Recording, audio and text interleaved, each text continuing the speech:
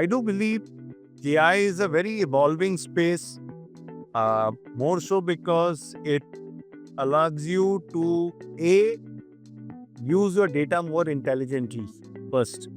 Secondly, it will force a lot of use cases.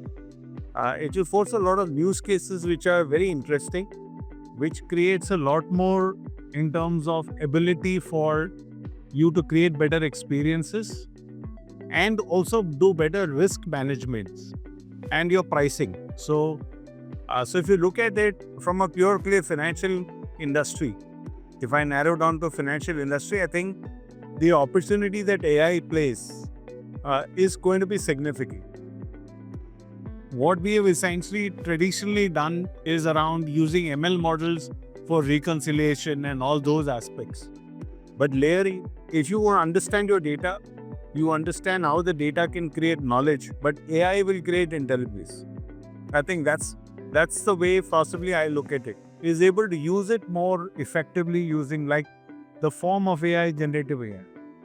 If you take generative AI, make it more intuitive for your own internal customers, I do believe there's going to be huge benefits. I think Nucleus has been a good partner for us.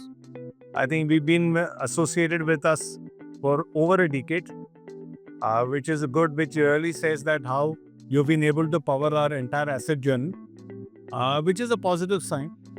I think in between we did have a share of noise around it, but I think we've now stabilized, we've done well. In fact, and whole new journeys around collections, we've just launched. Means a completely revamped collection journeys last 2 months back, which means your MCAPs has completely been modified. It's being rolled out big time.